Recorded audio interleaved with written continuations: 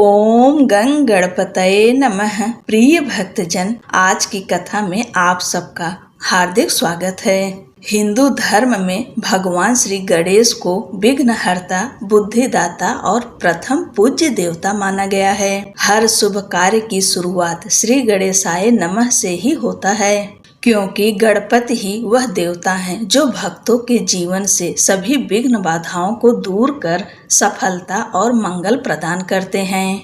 आज 10 सितंबर है और आज संकष्टी चतुर्थी का व्रत है। इस दिन भगवान गणेश जी की पूजा अर्चना और व्रत करने से जीवन के संकट दूर होते हैं, कष्टों का नाश होता है और घर परिवार में सुख समृद्धि और शांति का वास होता है। आप सब पूरे भक्ति भाव के साथ में संकष्टी गणेश चतुर्थी व्रत कथा को सुनिए। एक समय की बात है कि भगवान विष्णु का विवाह लक्ष्मी जी के साथ निश्चित हो गया।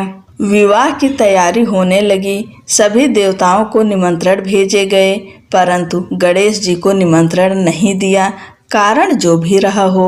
अब भगवान विष्णु की बारात जाने का समय आ गया। सभी देवता अपनी पत्नियों के साथ विवाह समारोह में आए। उन सब ने देखा कि गणेश जी कहीं दिखाई नहीं दे रहे हैं। तब वे आपस में चर्चा करने लगे कि क्या गणेश जी को नहीं न्योता है या स्वयं गणेश जी ही नहीं आए हैं। सभी को इस बात पर आश्चर्य होने लगा। तभी सबने विचार किया कि विष्णु भगवान से ही इसका कारण पूछा जाए। विष्णु भगवान से पूछने पर उन्होंने कहा कि हमने गणेश जी के पिता भोलेनाथ महादेव को न्योता भेजा है। यदि गणेश जी अपने पिता के साथ आना चाहते तो आ जाते, अलग से न्योता देने की कोई आवश्यकता भी नहीं थी। दूसरी बात यह है कि उनको 1.25 मन मूंग, 1.25 मन चावल, 1.25 मन घी और 1.25 मन लड्डू का भोजन दिन भर में चाहिए। यदि गणेश जी नहीं आएंगे तो कोई बात नहीं, दूसरे के घर जाकर इतना सारा खाना पीना अच्छा भी नहीं लगता। इतनी वार्ता कर ही रहे थे कि किसी ने एक सुझाव दिया, यदि गणेश जी आ भी जाएं तो उनको द्वारपाल बनाकर बैठा देंगे कि आप घर की याद रखना। आप तो चूहे पर बैठकर धीरे धीरे चलोगे तो बारात से बहुत पीछे रह जाओगे।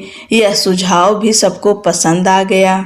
भगवान विष्णु ने भी अपनी सहमति दे दी। होना क्या था कि इतने में गणेश जी वहां आ पहुँचे और उन्हें समझा बुझाकर घर की रखवाली करने बैठा दिया। बारात चल दी।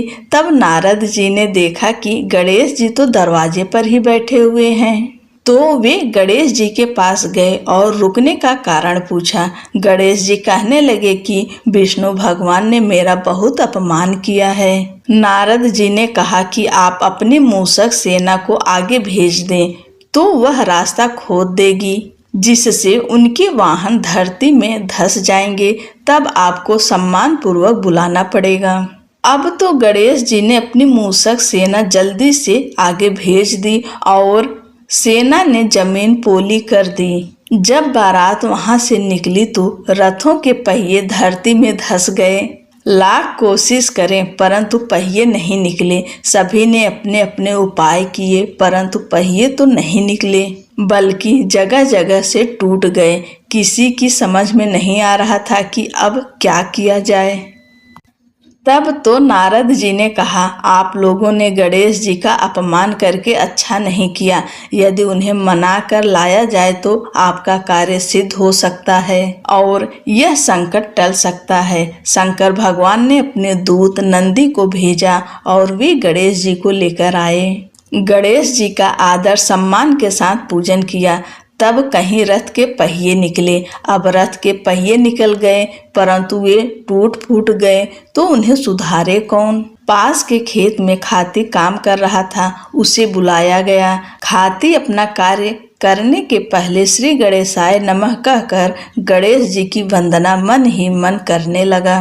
देखते ही देखते खाती ने सभी पहियों को ठीक कर दिया। तब खाती कहने लगा कि हे देवताओं, आपने सर्वप्रथम गणेश जी को नहीं मनाया होगा और न ही उनकी पूजन की होगी। इसलिए तो आपके साथ यह संकट आया है।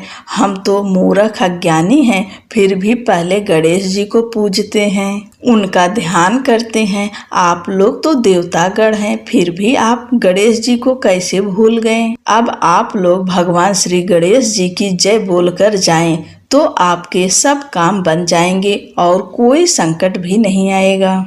ऐसा कहते हुए बारात वहां से चल दी और विष्णु भगवान का लक्ष्मी जी के साथ विवाह संपन्न करा के सभी सकुशल घर लौट आए। हे गणेश जी महाराज, आपने विष्णु को जैसा कारज सारियो ऐसा कारज सबको सिद्ध कर जो।